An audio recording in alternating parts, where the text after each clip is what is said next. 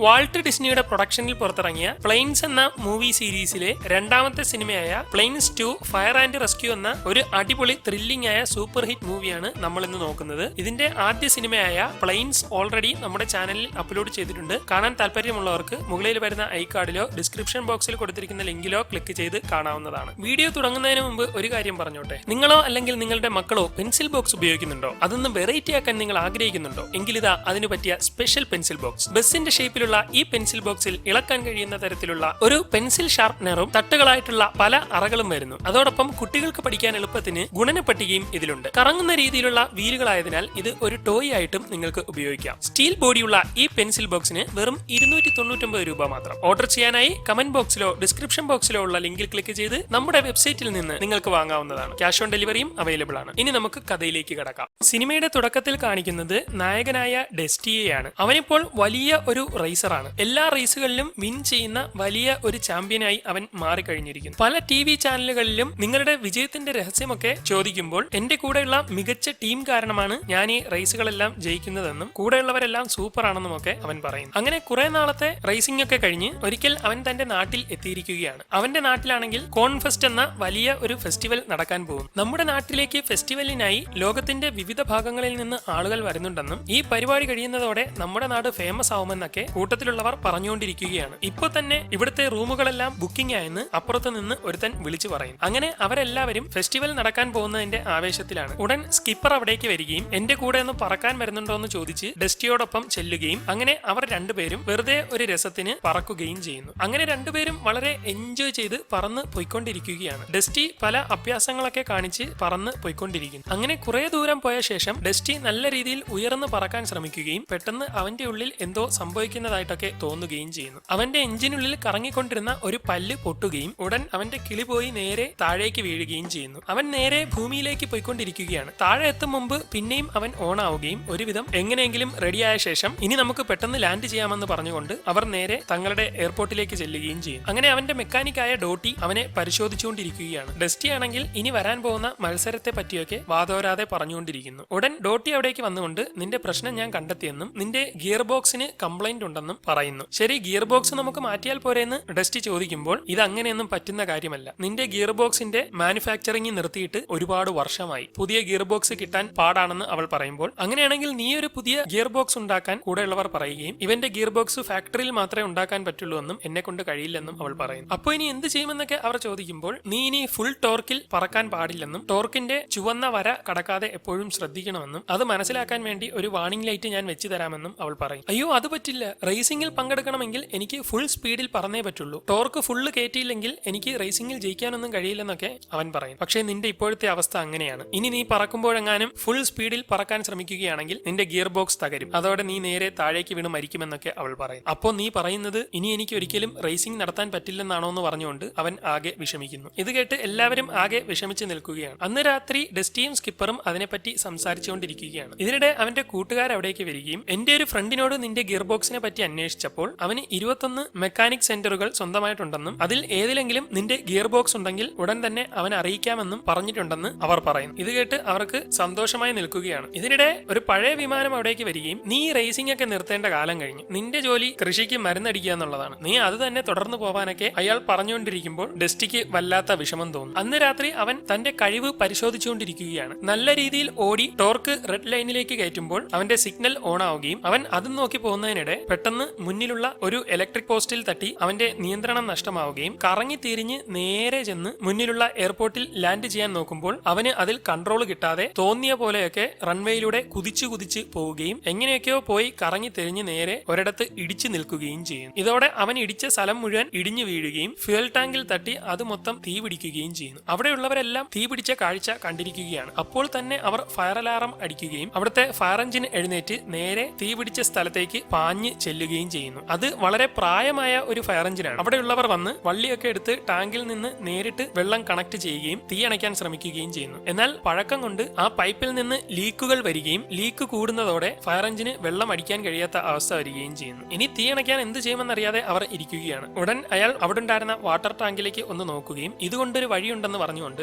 അവരെല്ലാവരും ആ ടാങ്കിലേക്ക് വള്ളിയൊക്കെ ഇട്ട് കൊരുത്ത് വലിക്കാൻ റെഡിയായി നിൽക്കുകയും അതിന്റെ സ്ക്രൂകളെല്ലാം അഴിച്ചു മാറ്റുകയും ചെയ്യും. ശേഷം അവർ തീയുള്ള സ്ഥലത്തേക്ക് താഴത്തേക്ക് ആഞ്ഞു വലിക്കാൻ തുടങ്ങുകയും ഇതോടെ വാട്ടർ ടാങ്ക് മുഴുവൻ പൊട്ടി ഇളകി നേരെ താഴേക്ക് മറിഞ്ഞു വീഴുകയും വെള്ളം അടിച്ചു ചെന്ന് ആ തീ മുഴുവൻ കെടുത്തുകയും ചെയ്യുന്നു. അങ്ങനെ പിറ്റേന്ന് രാവിലെ ആകുന്നു. അവിടുത്തെ സേഫ്റ്റി മാനേജ്മെന്റ് ടീം ആ എയർപോർട്ടിലേക്ക് വരികയും തീപിടുത്തത്തെ പറ്റി ഫയർ എഞ്ചിനോട് ചോദ്യങ്ങൾ ചോദിക്കാൻ തുടങ്ങുകയും ചെയ്യും. നിങ്ങളുടെ ഇൻസ്പെക്ഷൻ ചെയ്ത റെക്കോർഡുകളെല്ലാം കാണിക്കാൻ അവർ പറയുമ്പോൾ അതൊന്നും ഇപ്പൊ എന്റെ കയ്യിൽ ഇല്ലെന്നും ഒന്നുമില്ലെങ്കിലും ഇവിടുത്തെ എല്ലാ പ്രശ്നങ്ങളും ഞാൻ പരിഹരിക്കുന്നുണ്ടെന്നും അയാൾ പറയുമ്പോൾ പിന്നെ ഇവിടുത്തെ വാട്ടർ ടാങ്ക് ഒക്കെ തകർന്നു വീണത് എങ്ങനെയാണെന്നൊക്കെ അവർ ചോദിക്കുന്നു. ഉടൻ ഡസ്റ്റി അവിടേക്ക് വന്ന് അതെനിക്കൊരു അബദ്ധം പറ്റിയതാണെന്നും അതിന് കാരണം ഞാനാണെന്നും ഒക്കെ പറയുന്നു. ഈ എയർപോർട്ടിലാണെങ്കിൽ തീപിടുത്തത്തെ നിന്നും ചെറുക്കാനുള്ള പ്രത്യേക സജ്ജീകരണങ്ങളൊന്നും കാണുന്നില്ല. ആകെയുള്ള നിങ്ങൾക്കാണെങ്കിൽ നല്ല പ്രായമായിരിക്കുന്നു. അതുകൊണ്ട് എത്രയും വേഗം നിങ്ങളുടെ പാർട്സ് എല്ലാം മാറ്റി പുതിയതാക്കണമെന്നും നിങ്ങളെ കൂടാതെ ഒരു ഫയർ ഫൈറ്ററിനെ കൂടി ഇവിടെ നിയമിച്ചേ പറ്റുള്ളൂ എന്നും അതുവരെ ഈ എയർപോർട്ട് അടച്ചിടാനും അവർ പറയുന്നു. ഇതോടെ അവരെല്ലാവരും ആകെ പെട്ടുപോകുന്നു. അങ്ങനെ അവിടെയുള്ള എല്ലാവരും അന്ന് അതിനെപ്പറ്റി ചർച്ച നടത്തുകയാണ്. നമ്മുടെ കോൺ ഫെസ്റ്റിവൽ നടക്കാൻ പോവല്ലേ,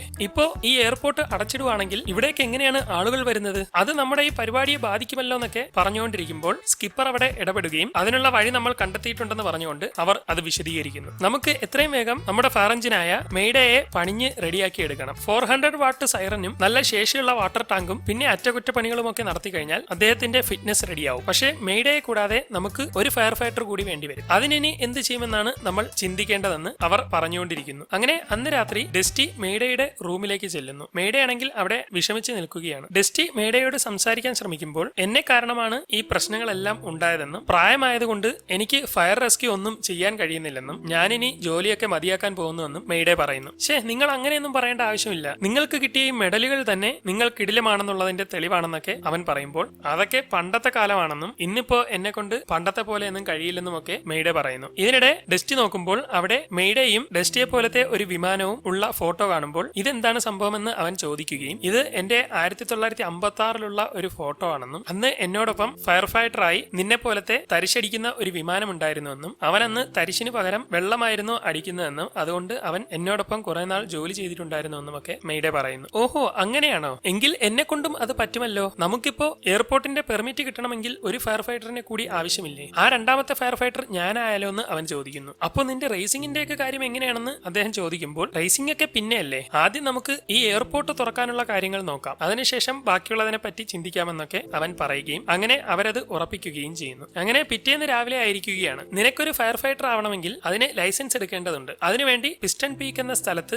എന്റെ കൂട്ടുകാരനായ ബ്ലേഡ് റേഞ്ചർ എന്ന് പറയുന്ന ഒരുത്തനുണ്ട്. ബ്ലേഡിനെ പോയി കണ്ടാൽ നിന്നെ അവൻ ഒരു ഫയർ ഫൈറ്റർ ആക്കി തരുമെന്ന് മെയ്ഡേ പറയുകയും അങ്ങനെ അവൻ അവരോടെല്ലാം യാത്ര പറഞ്ഞ് പോകാൻ തയ്യാറായ ശേഷം അവിടെ നിന്ന് അവൻ പിസ്റ്റൺ പീക്കിലേക്ക് പറക്കുകയും ചെയ്യുന്നു. അവിടെ ചെന്ന് മെയ്ഡേ പറഞ്ഞ ആളിനെ കണ്ട് ഒരു ഫയർ ഫൈറ്റർ ആവാൻ വേണ്ടിയാണ് ഇപ്പോൾ അവൻ പോയിക്കൊണ്ടിരിക്കുന്നത്. അങ്ങനെ അവൻ ഒരുപാട് ദൂരം പറന്നു പോകുന്നു. ഈ ഭാഗത്ത് വളരെ മനോഹരമായ ഒരു പാട്ടാണ്. അങ്ങനെ അവൻ പറന്നു പോവുകയും പോയി ഒടുവിൽ പിസ്റ്റൺ പീക്ക് എന്ന ആ സ്ഥലത്ത് എത്തുകയും ചെയ്യുന്നു. അങ്ങനെ അവൻ നേരെ ബ്ലേഡ് ഉണ്ടെന്ന് പറഞ്ഞ സ്ഥലത്തേക്ക് ചെല്ലുകയും അവിടെ ലാൻഡ് ചെയ്യുകയും ചെയ്യുന്നു. അതാണെങ്കിൽ ഒരു ഫയർ സ്റ്റേഷനാണ്. അവൻ നോക്കുമ്പോൾ അവിടെ ഒരുപാട് ആളുകളൊക്കെ ഉണ്ട്. അവരെല്ലാവരും വളരെ ശാന്തമായി നിൽക്കുകയാണ്. പെട്ടെന്ന് കുറച്ചുപേർ അവിടേക്ക് പാഞ്ഞു വരികയും അവർ അവിടെയൊക്കെ കറങ്ങി തിരിഞ്ഞ് ഓരോന്ന് പറഞ്ഞുകൊണ്ടൊക്കെ ഇരിക്കുമ്പോൾ അവൻ അവരോട് സംസാരിക്കുകയും എന്റെ പേര് ഡസ്റ്റി എന്നാണെന്നും ഞാൻ ഇവിടുത്തെ ബ്ലേഡ് എന്ന ആളിനെ കാണാൻ വന്നതാണെന്നും അവൻ പറയുന്നു. ഇത് കേട്ട് അവിടെ ഉണ്ടായിരുന്ന ഒരു ഫയർ ഫൈറ്റർ വിമാനം അവിടേക്ക് വരികയും നിങ്ങളാണോ പ്രശസ്തനായ റേസർ ആയിട്ടുള്ള ഡസ്റ്റി, എനിക്ക് നിങ്ങളെ ഭയങ്കര ഇഷ്ടമാണ്, നിങ്ങളുടെ റേസിംഗുകളൊക്കെ ഞാൻ കാണാറുണ്ട്, നിങ്ങൾ ഇവിടെ എന്താണ് ചെയ്യുന്നതെന്നൊക്കെ ചോദിക്കുമ്പോൾ എനിക്ക് അത്യാവശ്യമായി ഇവിടുത്തെ ബ്ലേഡിനെ കാണണമെന്നും കുറച്ച് കാര്യങ്ങൾ സംസാരിക്കാനുണ്ടെന്നുമൊക്കെ അവൻ പറയുന്നു. അദ്ദേഹം ഇപ്പോൾ പുറത്ത് പട്രോളിങ്ങിന് പോയിരിക്കുകയാണെന്നും കുറച്ച് കഴിഞ്ഞ് വരുമെന്നുമൊക്കെ അവർ പറയും. പെട്ടെന്ന് അവിടെ അലാറം മുഴങ്ങുകയും പിസ്റ്റൺ പീക്കിന്റെ ഇടതുഭാഗത്തെ കാട്ടിൽ തീപിടുത്തമുണ്ടായെന്ന് അറിയിപ്പ് വരികയും ചെയ്യും. ഉടൻ തന്നെ എല്ലാവരും അവരവരുടെ വഴിക്ക് ചെല്ലുകയും ആവശ്യമുള്ള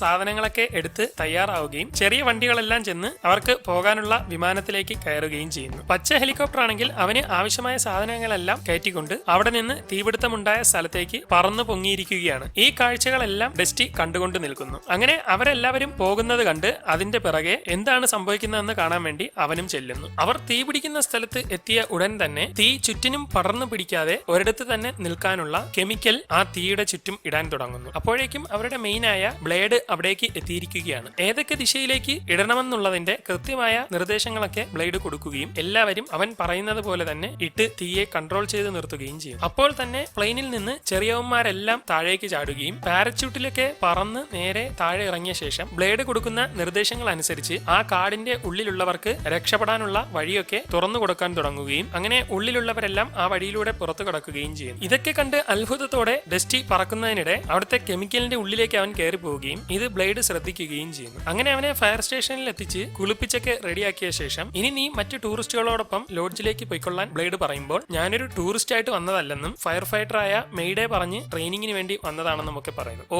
മെയ്ഡെ പറഞ്ഞു വിട്ട ആളാണല്ലേ നീ, എങ്കിൽ ഇപ്പോൾ തന്നെ നമ്മുടെ ട്രെയിനിങ് തുടങ്ങാം. ശേഷം അവിടുത്തെ മെക്കാനിക്കിനെ വിളിച്ച് അവന്റെ ലാൻഡിംഗ് ഗിയർ എല്ലാം അഴിച്ച് സെറ്റ് ആക്കാൻ പറയുന്നു. അങ്ങനെ അന്ന് മുഴുവൻ മാറു ഡെസ്റ്റിയെ പണിഞ്ഞ് ലാൻഡിംഗ് ഗിയർ മാറ്റി ടാങ്ക് ഫിറ്റ് ചെയ്ത് കൊടുക്കുന്നു. ഇതെന്തിനാണെന്ന് ചോദിക്കുമ്പോൾ ഇതിനുള്ളിലാണ് നീ തീയണയ്ക്കാൻ വേണ്ട കെമിക്കലും വെള്ളവും ഒക്കെ നിറക്കേണ്ടതെന്ന് മാറു പറയുന്നു. അങ്ങനെ അന്ന് അവന്റെ ട്രെയിനിങ് തുടങ്ങിയിരിക്കുകയാണ്. നിന്റെ ആദ്യത്തെ ടാർഗറ്റ് നല്ല വേഗത്തിൽ പറന്നു ചെന്ന് അവിടെ കാണുന്ന പാലത്തിന്റെ അടിയിലൂടെ കയറി മുകളിലേക്ക് പറക്കണമെന്ന് ബ്ലേഡ് പറയുകയും അവൻ അതിനുവേണ്ടി തയ്യാറായി മുന്നോട്ട് പോവുകയും ചെയ്യുന്നു. അങ്ങനെ അവൻ വളരെ വേഗത്തിൽ പോയിക്കൊണ്ടിരിക്കുകയും ഇനി സ്പീഡ് കൂട്ടി പാലത്തിനടിയിലൂടെ കയറാൻ ബ്ലേഡ് വിളിച്ചു പറയുമ്പോൾ അവന്റെ വാണിംഗ് അലാറം മുഴങ്ങുകയും അവൻ സ്ലോ ചെയ്തുകൊണ്ട് പാലത്തിനടിയിൽ കയറാതെ മാറിപ്പോവുകയും ചെയ്യും. നീ എന്താണ് അങ്ങനെ കയറാഞ്ഞത്? വേഗത കൂട്ടിയിരുന്നെങ്കിൽ ഉറപ്പായിട്ടും കയറി പോകാമായിരുന്നു എന്നൊക്കെ ബ്ലേഡ് പറയുമ്പോൾ അവനത് കേൾക്കാതെ പൊയ്ക്കളയുന്നു. പിന്നീട് വെള്ളമെടുക്കേണ്ടത് എങ്ങനെയെന്നാണ് അവനെ പഠിപ്പിക്കുന്നത്. അത് വ്യക്തമായ രീതിയിൽ തന്നെ അവിടുത്തെ ഒരു ഫയർ ഫൈറ്റർ കാണിച്ചു കൊടുക്കുകയും അവൻ അതുപോലെ തന്നെ വാട്ടർ ടാങ്ക് തുറന്നുകൊണ്ട് പുഴയിൽ നിന്ന് വെള്ളമെടുക്കാനൊക്കെ ശ്രമിക്കുകയും ചെയ്യും. അങ്ങനെ ഓരോ ദിവസവും അവന് വേണ്ട കാര്യങ്ങളെല്ലാം പഠിപ്പിച്ച് നല്ല ട്രെയിനിങ് കൊടുത്തുകൊണ്ടിരിക്കുകയാണ്.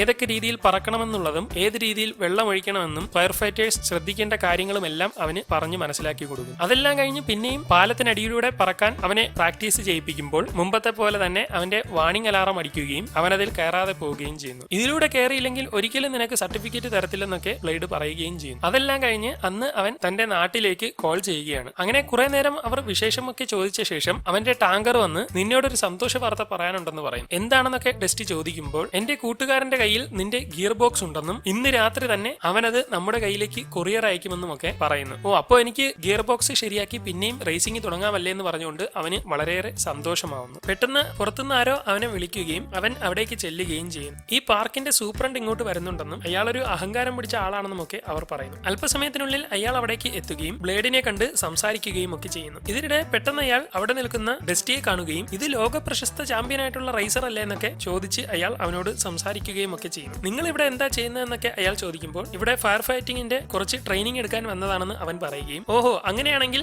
നാളെ രാത്രി നിങ്ങൾ എന്റെ ലോഡ്ജിലേക്ക് പോരെ, അവിടെ ഒരു പാർട്ടി അറേഞ്ച് ചെയ്തിട്ടുണ്ട്, ഒരുപാട് VIP-കളൊക്കെ വരും, ഒന്ന് ചില്ലായി അടിച്ചു പൊളിക്കാമെന്നൊക്കെ അയാൾ പറയുന്നു. ശേഷം കുറച്ച് ഡയലോഗൊക്കെ അടിച്ചുകൊണ്ട് അയാൾ അവിടെ നിന്ന് പോയി കളയുന്നു. അങ്ങനെ അന്ന് രാത്രി ആയിരിക്കുകയാണ്. ഡെസ്റ്റി ജനാലിലൂടെ നോക്കുമ്പോൾ ബ്ലേഡ് അവിടെ ഒറ്റയ്ക്ക് നിന്ന് എന്തോ അപകടം സംഭവിക്കാൻ വരുന്നത് പോലെ നോക്കിക്കൊണ്ടിരിക്കുന്നു. പിറ്റേന്ന് രാവിലെ ആകുമ്പോൾ തന്നെ അവൻ തങ്ങളുടെ കൂട്ടത്തിന്റെ അടുത്തേക്ക് പറന്നിറങ്ങുകയും ഇന്നലത്തെ ഇടിമിന്നലിൽ കാടിന്റെ പല ഭാഗങ്ങളിലും തീ പിടിച്ചിട്ടുണ്ടെന്നും കാറ്റ് പല ദിശയിലേക്ക് മാറി മാറി അടിക്കുന്നത് കൊണ്ട് ഏത് ദിശയിലേക്ക് വേണമെങ്കിലും തീ പിടിക്കാൻ സാധ്യതയുണ്ടെന്നും എല്ലാവരും പോകാൻ റെഡിയാകാനും ബ്ലേഡ് പറയുന്നു. അങ്ങനെ അപ്പോൾ തന്നെ അവർ പുറപ്പെട്ടിരിക്കുകയാണ്. ബ്ലേഡ് ആണെങ്കിൽ എന്ത് ചെയ്യണമെന്നൊക്കെ എല്ലാവർക്കും ഇൻസ്ട്രക്ഷൻസ് കൊടുത്തുകൊണ്ടിരിക്കുകയാണ്. കൃത്യമായി വലതുവശത്ത് കെമിക്കൽ ഇടാൻ ബ്ലേഡ് പറയുമ്പോൾ അവൻ വളരെ ഉയരത്തിൽ കെമിക്കൽ ഇടുകയും അതെല്ലാം പറന്നുപോയി നല്ലപോലെ ഇടാൻ ബ്ലേഡ് പറയുകയും ചെയ്യും. ഇതോടെ അവൻ പിന്നെയും ബാക്കിയുള്ള പൊടി മുഴുവൻ അവിടെ ഇട്ട് തീർക്കുന്നു.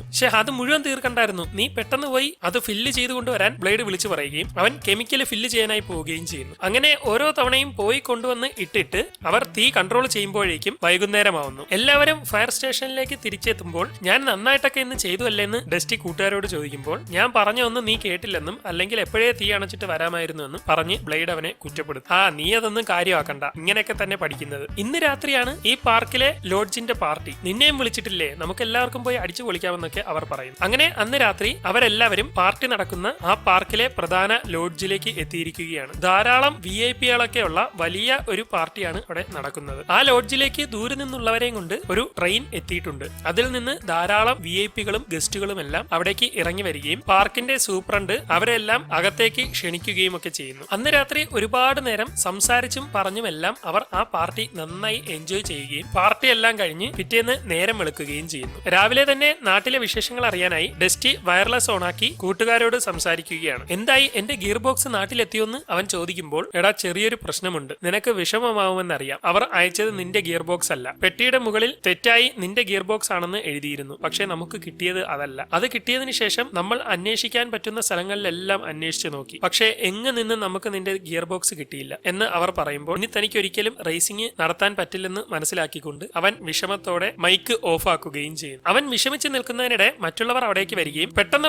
ഒരു തീപിടുത്തമുണ്ടായി നമുക്ക് ഉടനെ പോകണമെന്ന് അവർ പറയുകയും ചെയ്യും. അങ്ങനെ അവരെല്ലാവരും തീപിടിച്ച സ്ഥലത്തേക്ക് പാഞ്ഞു പോവുകയാണ്. ചെന്ന് നോക്കുമ്പോൾ വളരെ ഭീകരമായ തീയാണ് അവിടെ പടർന്നുകൊണ്ടിരിക്കുന്നത്. ഇക്കണക്കിനാണെങ്കിൽ 4 മണിക്കൂറിനുള്ളിൽ ഈ തീ പടർന്നു പടർന്ന് ഇന്നലെ പാർട്ടി നടന്ന ലോഡ്ജിലേക്ക് എത്തും. അവിടെയാണെങ്കിൽ ഇപ്പോൾ ഒരുപാട് ഗസ്റ്റുകളുണ്ട്. അപ്പോൾ തന്നെ അവർ ബ്ലേഡിന്റെ നിർദ്ദേശപ്രകാരം ആ ലോഡ്ജിലേക്ക് കോൾ ചെയ്യുകയും എത്രയും പെട്ടെന്ന് ലോഡ്ജിലുള്ള എല്ലാവരെയും അവിടെ നിന്ന് മാറ്റണമെന്നും തീ വളരെ വേഗത്തിൽ പടർന്ന് അവിടേക്ക് എത്തുകയാണെന്നും അവർ അറിയിപ്പ് കൊടുക്കുന്നു. അതൊന്നും പറ്റില്ല, ഒരുപാട് ഗസ്റ്റുകൾ ഇവിടെ ഉണ്ട്, അവരെ ഒന്നും അങ്ങനെ പറഞ്ഞു വിടാനൊന്നും പറ്റില്ല. ഇങ്ങനെ പറഞ്ഞുകൊണ്ടിരുന്നാൽ അവരെല്ലാവരും ഉടനെ തീ കത്തി മരിക്കുമെന്നൊക്കെ അവർ പറയുമ്പോൾ അതൊന്നും ഉണ്ടാവില്ല, ഇവിടുത്തെ കാര്യങ്ങളൊക്കെ നോക്കാൻ നമ്മുടെ ലോഡ്ജിലെ ഫയർ ഫൈറ്റേഴ്സ് ഇവിടെ ഉണ്ട്, അതുകൊണ്ട് ഒരു പ്രശ്നവും സംഭവിക്കില്ലെന്നൊക്കെ അയാൾ അഹങ്കാരത്തോടെ പറയും. ഈ സമയം ബ്ലേഡും ഡസ്റ്റിയും കൂടി തീയുടെ അടുത്ത് എത്തിയിരിക്കുകയാണ്. നമുക്കിപ്പോ സ്പ്ലിറ്റ് ചെയ്ത് ഇവിടെ കെമിക്കൽ ഇടാം, ഞാനിട്ട ശേഷം നീ കുറച്ചിട്ടാൽ മതിയെന്ന് ബ്ലേഡ് പറയുമെങ്കിലും അതൊന്നും കേൾക്കാതെ തന്റെ റേസിംഗും സിഗ്നലും ഒക്കെ ഡസ്റ്റി ഓർത്തുകൊണ്ടിരിക്കുകയാണ്. ഞാൻ പറഞ്ഞത് നീ കേട്ടായിരുന്നോ എന്ന് ബ്ലേഡ് വിളിച്ചു ചോദിക്കുമ്പോൾ ആ കേട്ടെന്ന് പറഞ്ഞുകൊണ്ട് അവൻ കൂടെ ചെല്ലുകയും അവന്റെ കയ്യിലുണ്ടായിരുന്ന മുഴുവൻ കെമിക്കലും അവൻ ആ തീയുടെ ചുറ്റും പറത്തിയിടാൻ തുടങ്ങുകയും ചെയ്യുന്നു. ഇത് കാണുന്ന ബ്ലേഡിന് ദേഷ്യം വരികയും നീ എന്തുവാടാ മണ്ടാ കാണിക്കുന്നേ,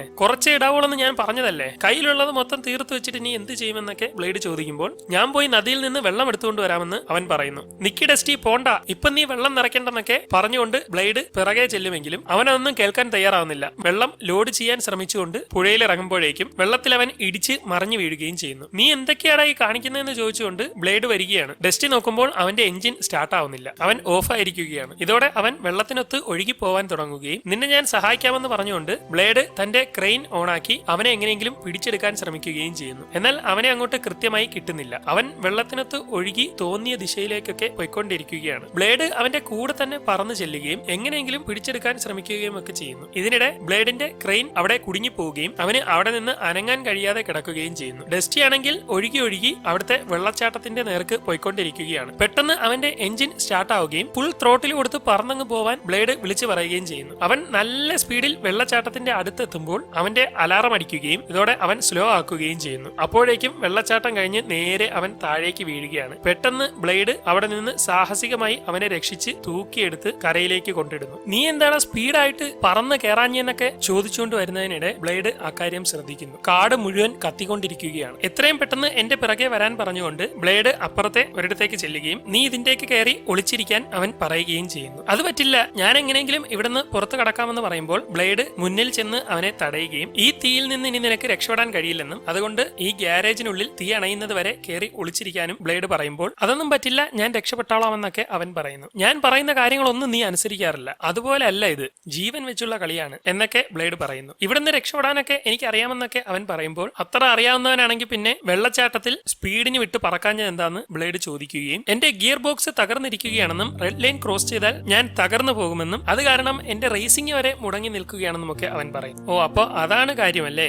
മോനെ, ഒരു കാര്യം നീ ഓർത്തോ, ജീവിതം ഒരിക്കലും നമ്മൾ വിചാരിക്കുന്നത് പോലെ അല്ല പോകുന്നത്. ഈ അവസരത്തിൽ നിനക്ക് സ്വന്തമായി എന്തായാലും രക്ഷപ്പെടാൻ കഴിയില്ല, അതുകൊണ്ട് നല്ല രീതിയിൽ ഞാൻ പറയുന്നതെന്ന് കേൾക്കാൻ ബ്ലേഡ് പറയുകയും അങ്ങനെ ബ്ലേഡ് പറഞ്ഞതുപോലെ തന്നെ അവർ നേരെ ആ ഗ്യാരേജിന്റെ ഉള്ളിലേക്ക് കയറുകയും ചെയ്യുന്നു. അവനെ സംരക്ഷിക്കാൻ ബ്ലേഡും അവനോടൊപ്പം കയറിയിരിക്കുകയാണ്. അല്പസമയത്തിനുള്ളിൽ തീ പടർന്ന് എല്ലാം ഇടിഞ്ഞു വീഴാനൊക്കെ തുടങ്ങുകയും തീ അവിടേക്ക് ആഞ്ഞടിക്കുമ്പോൾ ഡസ്റ്റിയെ സഹായിക്കാനായി ബ്ലേഡ് അതിനെ തടുത്തു നിർത്തുകയും അതോടെ അവന് പൊള്ളലേൽക്കുകയും ഒക്കെ ചെയ്യുന്നു. അങ്ങനെ രണ്ടുപേരും എല്ലാം സഹിച്ച് അതിനുള്ളിൽ നിൽക്കുകയാണ്. പിന്നീട് കാണിക്കുന്നത് അവിടുത്തെ ലോഡ്ജിന്റെ ഉദ്ഘാടനമാണ്. സൂപ്രണ്ട് ഉദ്ഘാടനം നടത്താൻ ശ്രമിക്കുമ്പോൾ അവിടുത്തെ ഫയർ ഫൈറ്റർ അയാളുടെ അടുത്തേക്ക് വന്ന് ഈ കാടിന്റെ പുറകുവശത്തുനിന്ന് തീ പിടിച്ച് വന്നുകൊണ്ടിരിക്കുകയാണെന്നും ഇവിടെ നിൽക്കുന്ന എല്ലാ ടൂറിസ്റ്റുകൾക്കും അത് അപകടമാണെന്നും അതുകൊണ്ട് എല്ലാവരെയും ഉടനെ തന്നെ ഒഴിപ്പിക്കണമെന്നും ഒക്കെ പറയുന്നു. അതൊന്നും നടക്കുന്ന കാര്യമല്ല, ഇവിടെയുള്ളതെല്ലാം VIP-കളാണ്, അവരെ അങ്ങനെ പറഞ്ഞുവിടാനൊന്നും കഴിയില്ലെന്നൊക്കെ അയാൾ പറയുമ്പോൾ തീ പടർന്ന് അവരുടെ ലോഡ്ജിന്റെ തൊട്ടടുത്ത് എത്തിയിരിക്കുന്നതായി ടൂറിസ്റ്റുകളെല്ലാം കാണുകയും എല്ലാവരും അവിടെ നിന്ന് രക്ഷപ്പെടാൻ ശ്രമിക്കുകയും ചെയ്യുന്നു. എല്ലാവരും എത്രയും പെട്ടെന്ന് ഇവിടെ നിന്ന് പോകാനൊക്കെ ഫോറസ്റ്റ് ഓഫീസറൊക്കെ പറഞ്ഞുകൊണ്ടിരിക്കുന്നു. അങ്ങനെ ഫയർ ഫൈറ്റേഴ്സ് ഒക്കെ കൃത്യമായി ഓരോരുത്തരെയും റൺവേയിലൂടെ കയറ്റി സേഫായി പറഞ്ഞു വിട്ടുകൊണ്ടിരിക്കുന്നു. ട്രെയിനിലൊക്കെ ആളുകൾ കയറിക്കൊണ്ടിരിക്കുമ്പോൾ ട്രെയിനുകളൊക്കെ ഫുള്ളായെന്നും ബാക്കിയുള്ളവരൊക്കെ ദയവ് ചെയ്ത് റോഡിലൂടെ പോകാനും ഒക്കെ ജീവനക്കാർ പറയുന്നു. അങ്ങനെ നിറയെ യാത്രക്കാരുമായി ട്രെയിൻ അവിടെ നിന്ന് പുറപ്പെട്ടു പോവുകയാണ്. അവിടെയുള്ള എല്ലാ ടൂറിസ്റ്റുകളും എത്രയും വേഗം അവിടെ നിന്ന് രക്ഷപ്പെടാൻ ശ്രമിച്ചുകൊണ്ടിരിക്കുന്നു. പിന്നീട് കാണിക്കുന്നത് ബ്ലേഡിനെയും ഡസ്റ്റിയെയുമാണ്. അവർ വളരെ പാടുപെട്ട് അവിടെ നിന്ന് ഇറങ്ങുകയും തങ്ങളുടെ ഫയർ സ്റ്റേഷനിലേക്ക് പറന്നു പോവുകയും ചെയ്യുന്നു. എന്നാൽ ബ്ലേഡ് പറക്കാൻ നോക്കുമ്പോൾ അവനെ കൊണ്ട് തീരെ കഴിയുന്നില്ല. പൊങ്ങുന്നതിനിടയിൽ തന്നെ അവന്റെ നിയന്ത്രണം നഷ്ടമായി നേരെ മറിഞ്ഞു വീഴുന്നു. ഇത് ഡസ്റ്റി കാണുകയും അവൻ അപ്പോൾ തന്നെ ബ്ലേഡ് വയ്യാതെ വീണ കാര്യം ഫയർ സ്റ്റേഷനിലേക്ക് വയർലെസ് വഴി അറിയിക്കുകയും ചെയ്യും. അങ്ങനെ അന്ന് വൈകുന്നേരം തന്നെ അവർ ബ്ലേഡിനെ ഫയർ സ്റ്റേഷനിൽ എത്തിക്കുകയും മാറു അപ്പോൾ തന്നെ അവിടേക്ക് വന്ന് ബ്ലേഡിനെ പരിശോധിച്ച് ശരിയാക്കാനുള്ള പരിപാടികളെല്ലാം തുടങ്ങുകയും ചെയ്യുന്നു. ഇത് കണ്ട് ഡസ്റ്റിക്ക് ആകെ സങ്കടമാവുന്നു. അങ്ങനെ പണിയെല്ലാം കഴിഞ്ഞ് അന്ന് രാത്രി ബ്ലേഡ് റെസ്റ്റ് എടുക്കുകയാണ്. അവൻ എങ്ങനെയുണ്ടെന്ന് ഡസ്റ്റി ചോദിക്കുമ്പോൾ എനിക്ക് കഴിയുന്നതെല്ലാം ഞാൻ ചെയ്തിട്ടുണ്ടെന്നും നാളത്തേക്ക് അവൻ സുഖമാകുമെന്നും ഒക്കെ മാറു പറയുന്നു. എന്നെ കാരണമാണ് ഇതെല്ലാം സംഭവിച്ചത്. ബ്ലേഡിന് വേണമെങ്കിൽ എന്നെ അവിടെ ഇട്ടിട്ട് പോകാമായിരുന്നു, പക്ഷേ എന്നെ രക്ഷിക്കാൻ വേണ്ടി നിന്നത് കാരണമാണ് അദ്ദേഹത്തിന് ഈ അവസ്ഥ വന്നതെന്നൊക്കെ ഡസ്റ്റി പറയുന്നു. ഈ സമയം ലോഡ്ജിൽ നിന്ന് രക്ഷപ്പെട്ടു പോകുന്ന ടൂറിസ്റ്റുകൾ ഹൈറേഞ്ച് ഇറങ്ങിക്കൊണ്ടിരിക്കുകയാണ്. എന്നാൽ പെട്ടെന്ന് അവർ പോയിക്കൊണ്ടിരുന്ന വഴിയിലെ ചെക്ക് പോസ്റ്റ് മുഴുവൻ തീ പിടിക്കുന്നു. ഇതോടെ അവിടെ ഉണ്ടായിരുന്ന ഫയർ എഞ്ചിൻ അതിന്റെ തീയെല്ലാം അണയ്ക്കാൻ ശ്രമിക്കുകയും പെട്ടെന്ന് അവിടെ നിന്ന് ഒരു മരം ഒടിഞ്ഞ് അതിന്റെ മുകളിലേക്ക് വീണ് കല്ലും തടിയുമെല്ലാം ചിതറുന്നതിനിടെ ഫയർ എഞ്ചിന്റെ മുകളിലെ വെള്ളമണയ്ക്കുന്ന സാധനം ഒടിഞ്ഞു പോകുന്നു. ഈ സമയം തൊട്ടപ്പുറത്ത് കൂടി ടൂറിസ്റ്റുകളെയും കൊണ്ട് പൊയ്ക്കൊണ്ടിരുന്ന ട്രെയിൻ നോക്കുമ്പോൾ മുന്നിൽ തീയുള്ളതായി കാണുകയും അത് ബ്രേക്ക് പിടിച്ച് തൊട്ടടുത്ത് ചെന്ന് ചവിട്ടി നിർത്തുകയും ചെയ്യുന്നു. ഇതോടെ ബാക്കിയുള്ള ടൂറിസ്റ്റുകളെല്ലാം അവിടെ കുടുങ്ങിക്കിടക്കുകയാണ്. എന്നെ കൊണ്ട് ഇനി തീയണയ്ക്കാൻ കഴിയില്ലെന്നും എന്റെ പമ്പ് തകർന്നുവെന്നുമൊക്കെ ഫയർ എഞ്ചിൻ പറഞ്ഞുകൊണ്ടിരിക്കുന്നു. ഈ സമയം സൂപ്രണ്ട് ജോലിക്കാരനോട് തീ ഉടനെ ഈ ലോഡ്ജിലേക്ക് പിടിക്കുമെന്നും അതുകൊണ്ട് ഇതിന്റെ മുകളിലുള്ള വാട്ടർ പമ്പുകളെല്ലാം തുറന്നു വിടാൻ അയാൾ പറയുകയും ചെയ്യുന്നു. അത് പറ്റില്ല, ആ പമ്പുകളിലെ വെള്ളമാണ് അപ്പുറത്തുള്ള ഫയർ സ്റ്റേഷനിലേക്ക് ചെല്ലുന്നത്. നമ്മൾ ഇവിടെ തുറന്നു വിട്ടാൽ അവർക്ക് വെള്ളം കിട്ടാതെയാവും, അതുകൊണ്ട് ഈ പണി ഞാൻ ചെയ്യില്ലെന്നൊക്കെ അവൻ പറയുന്നു. ഓ, എന്നാൽ അത് ഞാൻ തന്നെ ചെയ്തോളാമെന്ന് പറഞ്ഞുകൊണ്ട് സൂപ്രണ്ട് നേരെ ചെന്ന് അവിടുത്തെ പൈപ്പ് ലൈനിലെ വെള്ളം മുഴുവൻ തുറന്നു വിടുന്നു. ഇതോടെ അയാളുടെ ലോഡ്ജിന് മുകളിൽ തീ പിടിക്കാത്ത തരത്തിൽ വെള്ളം അതിശക്തമായി വീണുകൊണ്ടിരിക്കുകയാണ്. അല്പസമയത്തിനുള്ളിൽ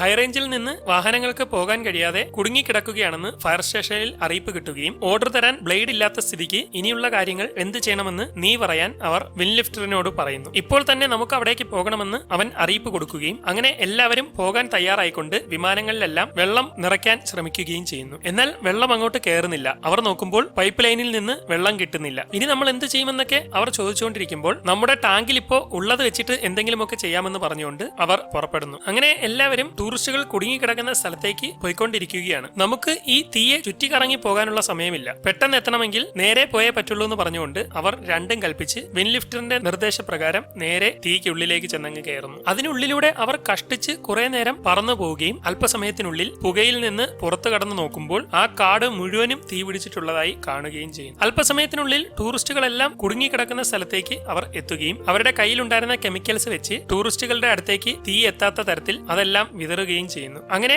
അവരുടെ ചുറ്റുമുണ്ടായിരുന്ന എല്ലാ തീയും അതുപയോഗിച്ച് അവർ അണയ്ക്കുകയും ശേഷം ബുൾഡോസറുകൾ നേരെ താഴേക്ക് ഇറങ്ങിക്കൊണ്ട് അവിടുത്തെ മരങ്ങളെല്ലാം മുറിച്ചു മാറ്റി റോഡൊക്കെ ക്ലിയർ ചെയ്യുകയും ടൂറിസ്റ്റുകൾക്ക് പോകാൻ കഴിയുന്ന തരത്തിലാക്കുകയും ചെയ്യുന്നു. അങ്ങനെ കുടുങ്ങിക്കിടന്ന എല്ലാവരും അവിടെ നിന്ന് വീണ്ടും യാത്ര തുടങ്ങുകയാണ്. ട്രെയിൻ ഉൾപ്പെടെ അവിടെ നിന്ന് പുറപ്പെട്ടു പോകുന്നു. പെട്ടെന്ന് അവിടുത്തെ വെള്ളച്ചാട്ടത്തിന്റെ അടുത്തുള്ള പാലത്തിൽ രണ്ടുപേർ കുടുങ്ങിക്കിടക്കുന്നതായി വയർലെസ്സിലൂടെ അവർക്ക് അറിയിപ്പ് കിട്ടുന്നു. ഞാൻ പോയി അവരെ രക്ഷിക്കാമെന്നൊക്കെ ഡസ്റ്റി പറയുമ്പോൾ അത് നടക്കില്ല, നിന്റെ കയ്യിൽ കെമിക്കലും വെള്ളമൊന്നുമില്ലെന്ന് വിൻലിഫ്റ്റർ പറയുകയും അതിനടുത്ത് പുഴയുണ്ട്, ഞാൻ അവിടെ നിന്നങ്ങനെ വെള്ളം ശേഖരിച്ചോളാമെന്നും എനിക്കിത് പറ്റുമെന്നും അവൻ പറയുകയും എങ്കിൽ പൊയ്ക്കൊള്ളാൻ വിൻലിഫ്റ്റർ സമ്മതിക്കുകയും ചെയ്യുന്നു. അങ്ങനെ അവൻ നേരെ പാലത്തിൽ കുടുങ്ങിയവരെ രക്ഷിക്കാൻ പോവുകയാണ്. അങ്ങനെ ഒടുവിൽ പാലത്തിനടുത്ത് നിന്ന് നോക്കുമ്പോൾ രണ്ടുപേർ അവിടെ കുടുങ്ങിക്കിടന്ന് വിളിച്ചുകൊണ്ടിരിക്കുന്നു. ഇതോടെ അവൻ അവരെ സഹായിക്കാൻ വേണ്ടി നേരെ നദിയിൽ നിന്ന് വെള്ളമെടുക്കാൻ ചെന്ന് നോക്കുമ്പോൾ അവിടെ മുഴുവൻ തടിയും കല്ലുകളുമൊക്കെ ആയിട്ട് അവന് എടുക്കാൻ കഴിയുന്നില്ല. ഈ സമയം പാലത്തിന്റെ ആണിയും തടിയുമൊക്കെ ഇളകി അത് തകർന്നു വീഴാൻ പോവുകയും പാലത്തിലുള്ളവർ മറിഞ്ഞു വീഴുന്ന അവസ്ഥയിലാവുകയും ചെയ്യുന്നു. ഡസ്റ്റിക്കാണെങ്കിൽ വെള്ളമെടുക്കാൻ കഴിയാതെ